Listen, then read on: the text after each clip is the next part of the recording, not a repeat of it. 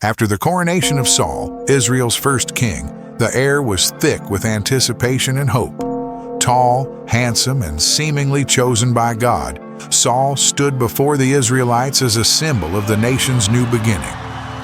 The people cheered, their cries echoing through the hills of Gilgal. But even as the crown rested on his head, Saul's heart fluttered with a mix of pride and fear. What did it mean to be a king? Would he be able to fulfill the great expectations thrust upon him? Saul's first test as king came swiftly. The Ammonite king, Nahash, had besieged Jabesh-gilead, threatening to gouge out the right eye of every man as a disgrace to Israel. Word reached Saul in Gibeah, and the king's spirit was kindled with divine anger. He cut a yoke of oxen into pieces, sending them throughout Israel as a call to arms. The tribes rallied, and Saul led his forces to victory in a fierce and bloody battle. Israel celebrated, and Saul's authority was cemented, but whispers of Nahash's cruel vow echoed in Saul's mind, whispers that foretold a future filled with conflict. The prophet Samuel, now old and weathered, gathered the people at Gilgal for a final address. His words were both a blessing and a warning. Samuel reminded the Israelites of their history, of God's faithfulness, and of their own disobedience.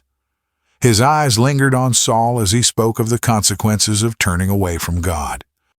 A sudden thunderstorm, out of season and violent, struck fear into the hearts of the people. It was a sign, a reminder that the true king of Israel was the Lord and not any man, no matter how tall or strong. Saul's victories continued, but with every triumph, his pride grew. He began to see himself not just as king, but as a savior of Israel.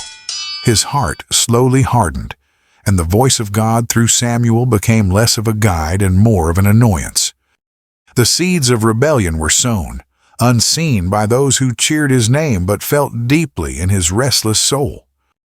The Philistines gathered a vast army, and the Israelites trembled. Outnumbered and terrified, Saul's men began to scatter.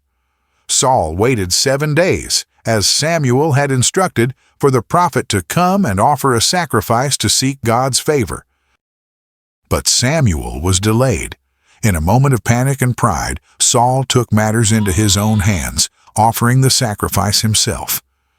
Just as he finished, Samuel arrived, his face dark with anger. Saul's impulsive act revealed the cracks in his character, and Samuel's words struck like a curse. "Your kingdom will not endure." Saul's son, Jonathan, was a warrior at heart, brave, reckless, and filled with faith. Seeing his father's hesitation, Jonathan secretly took his armor-bearer and attacked a Philistine outpost, igniting chaos in the enemy camp. Israel rallied, inspired by Jonathan's daring, and the Philistines were routed. But even in victory, Saul's foolishness was on display. In a rash oath, he forbade his troops from eating until evening, weakening them in battle. Jonathan, unaware of the curse, ate honey and was refreshed. When Saul discovered this, he nearly sentenced his own son to death, averted only by the intervention of his men. A rift began to form between father and son, unseen but growing like a shadow. God commanded Saul through Samuel to utterly destroy the Amalekites, every man, woman, child, and animal, as retribution for their ancient sins against Israel. Saul obeyed, almost. He spared King Agag and kept the best of the livestock, justifying his actions as offerings for the Lord. But when Samuel arrived, the prophet saw through the deception.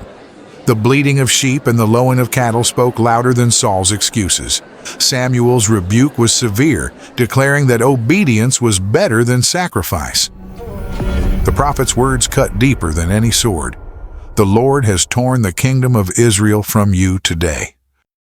In a grim scene, Samuel took matters into his own hands. With a cold fury, he hacked Agag to pieces before the Lord at Gilgal, a gruesome reminder of God's justice and the weight of disobedience. Saul watched, the blood of the Amalekite king splattering his feet, a silent, bloody testament to the consequences of his pride. From that day, Samuel and Saul parted ways, and the prophet mourned the fallen king. With Samuel gone, Saul was left alone to grapple with his failures. A dark spirit began to torment him, filling his mind with paranoia and despair. He heard voices in the night whispering his doom. His dreams were haunted by visions of a kingdom slipping through his fingers, of enemies closing in, and of a throne that felt colder by the day. His servants, desperate to calm him, suggested music, and so they called a young shepherd boy named David to play the harp. David, ruddy and handsome, stood nervously before the king. As he played his harp, the haunting melodies seemed to chase away Saul's torment, if only for a moment. Saul felt a strange connection to the boy, unaware of the divine destiny that linked them. David's presence soothed Saul's soul, but beneath the music, the seeds of jealousy were already being planted. The Philistines returned with a new champion, Goliath of Gath, a giant of a man towering over 9 feet tall.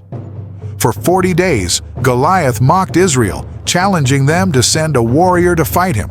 Saul, once the mightiest of Israel, now cowered in his tent, unable to face the threat. It was David, armed with only a sling and faith, who stepped forward. With a single stone, he felled the giant, and the Philistines fled. The people sang David's praises, and Saul's heart darkened with envy. The women of Israel sang, "Saul has slain his thousands, and David his tens of thousands." Each word was like a dagger to Saul's heart. The king's jealousy festered, turning his admiration for David into suspicion and hatred. Saul's eyes followed David wherever he went, always searching for a reason to rid himself of this rising star. In fits of madness, Saul's hatred boiled over. As David played the harp before him, Saul hurled his spear, narrowly missing the young musician.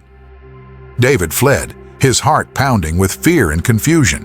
He had only sought to serve the king, but now the palace had become a prison filled with deadly traps. Caught between loyalty to his father and love for his friend, Jonathan faced a heartbreaking dilemma. He secretly warned David of Saul's plans to kill him, risking his own life in the process. The bond between Jonathan and David grew stronger, but so did Saul's rage. The king saw betrayal everywhere, even in his own son. With Jonathan's help, David fled the palace and became a fugitive. He wandered through the wilderness, hiding in caves and fleeing from Saul's relentless pursuit. The once celebrated hero of Israel was now an outlaw, hunted like a wild animal. David's heart ached with the weight of betrayal, but his faith never wavered. David's band of followers grew, a motley crew of outcasts, debtors, and discontented men who saw in him a leader worth following.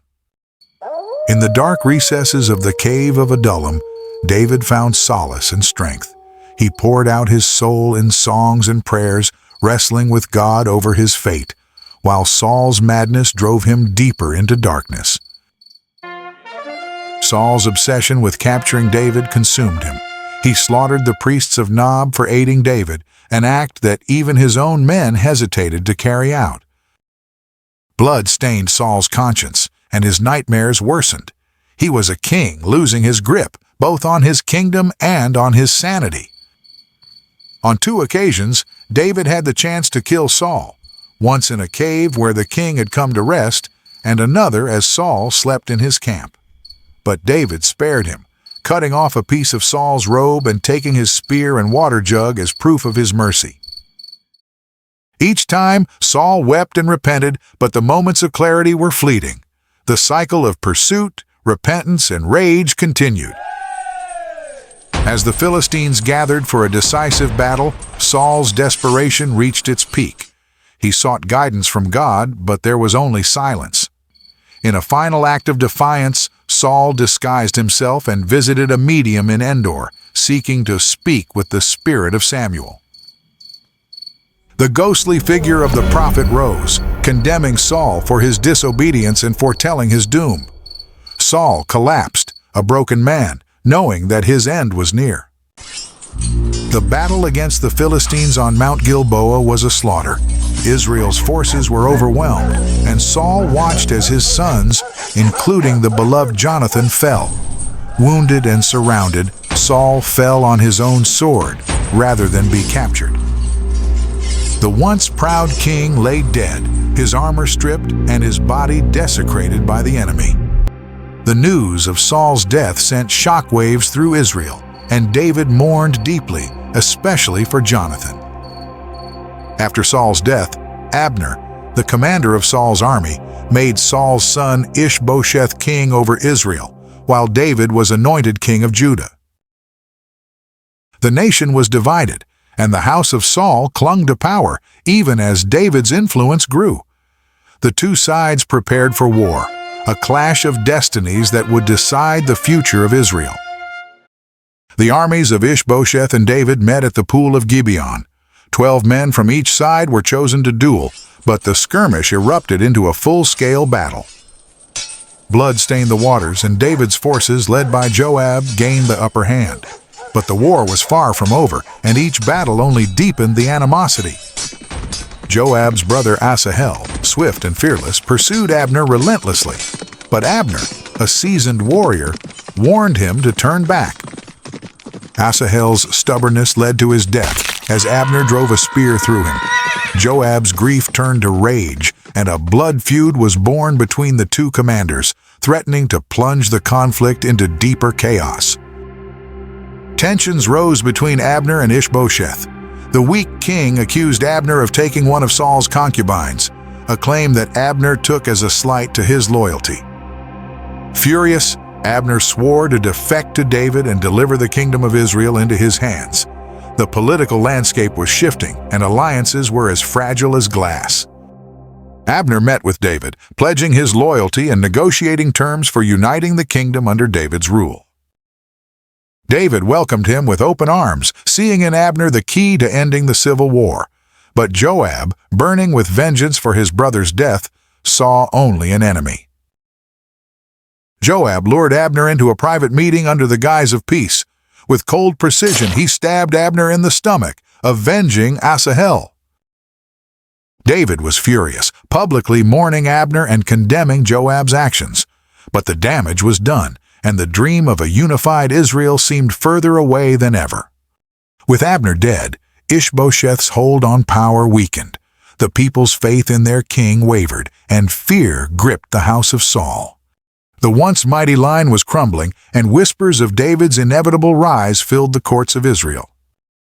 Baanah and Rechab, captains in Ishbosheth's army, saw an opportunity to gain favor with David.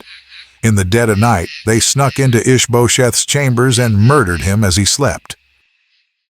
They brought his head to David, expecting a reward, but David, horrified by their treachery, had them executed for their crime. There would be no reward for the dishonorable. David's heart was heavy as he buried Ishbosheth. Though the son of his enemy, he was still the Lord's anointed. The bloodshed and betrayal had taken their toll, and David longed for peace. But he knew that the path to the throne was paved with sacrifices he had never wanted to make. With Saul's house in ruins and his enemies defeated, David stood on the brink of becoming king over all Israel. But as he looked out over his kingdom, he felt the weight of every decision, every life lost, and every betrayal. The throne was within his grasp, but what kind of king would he be? The future was uncertain, and new threats lurked in the shadows. David stood atop a hill overlooking Hebron, the sun casting golden hues across the horizon.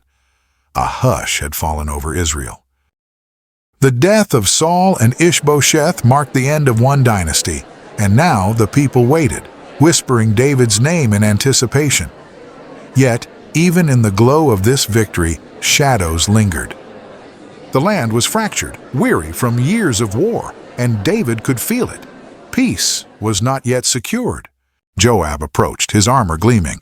"The house of Saul has fallen. The way to the throne is clear. Why do you hesitate?" David turned, his gaze distant. "The throne is not a prize to seize, Joab. Israel has suffered enough bloodshed. Let the tribes come to me in their own time." As the wind carried Joab's frustrated sigh, David's mind drifted, back to his days in the wilderness, to Samuel's anointing, and to Saul's anguished face when their paths last crossed. Kingship was a crown of thorns. Even now, unseen dangers stirred beneath the surface. Across the land, rumors spread like wildfire. Some tribes rallied to David, swearing allegiance to the man who had slain Goliath, the shepherd who played songs to calm a troubled king. Others still mourned Saul, clinging to his memory like a broken promise.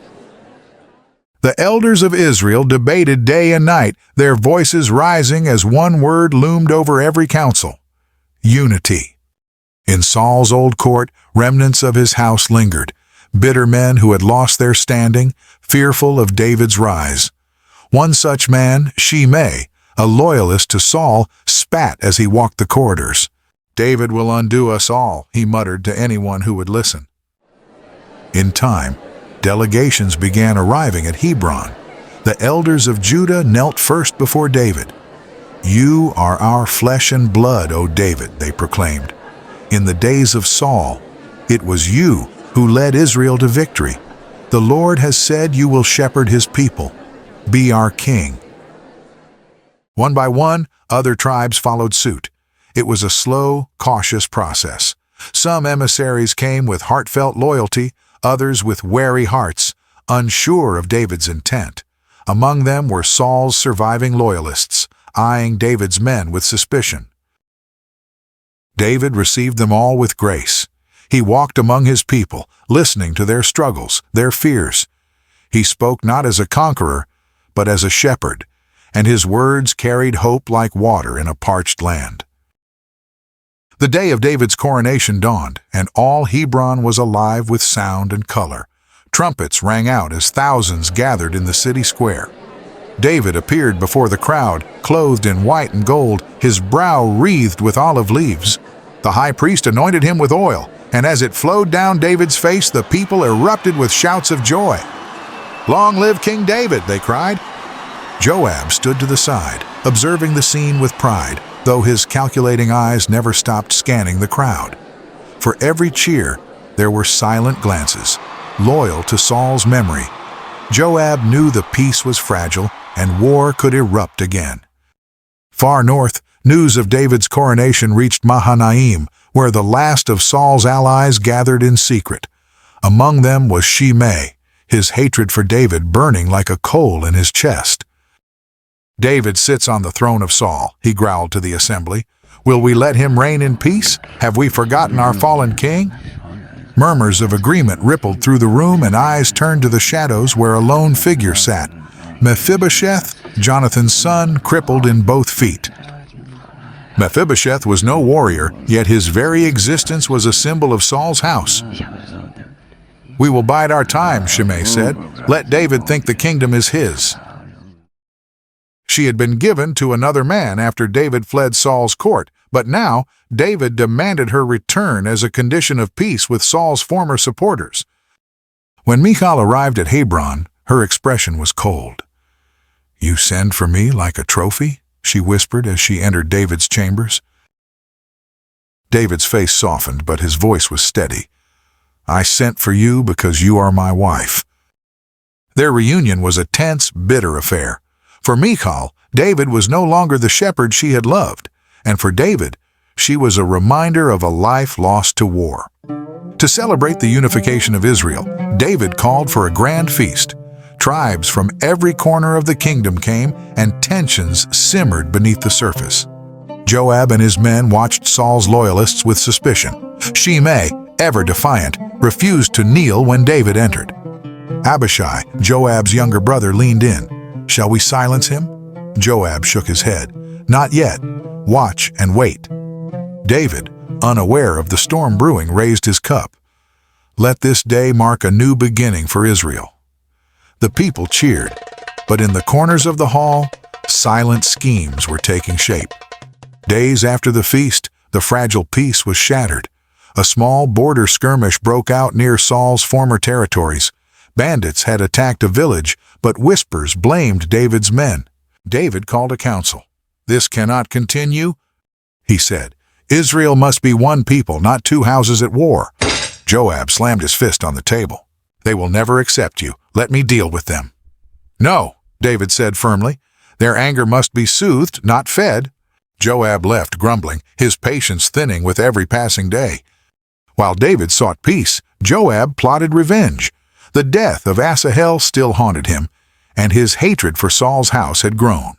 Under cover of darkness, Joab began sending his men to raid the territories where Saul's loyalists gathered. David called a council. This cannot continue.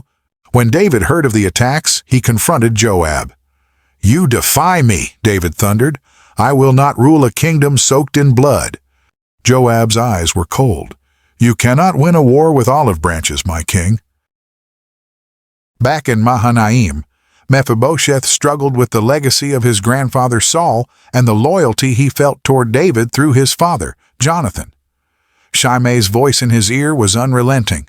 "Your birthright has been stolen. Will you not reclaim it?" Mephibosheth's hands trembled. "And how can I, when I cannot even stand?" Shimei's smile was sharp. "You need only bear the name. Others will do the standing for you." Mephibosheth sat alone in his tent long after Shimei had gone, the words hanging in the air like a curse. His crippled legs, reminders of the fall that had stolen his childhood, ached in the cold. He traced the scars on his hands, his heart heavy with questions he could not answer. Was he Saul's grandson, destined to reclaim a kingdom that no longer wanted him?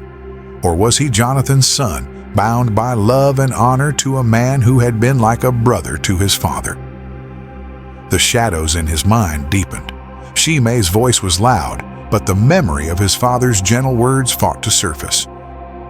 "My son," Jonathan had once said, cradling the boy close, "a man's worth is not in his strength but in his heart. Be true to the Lord, and he will guide your path." But what path remained for him now? A broken prince, caught between the legacy of a fallen king and the rule of the one who now bore the crown.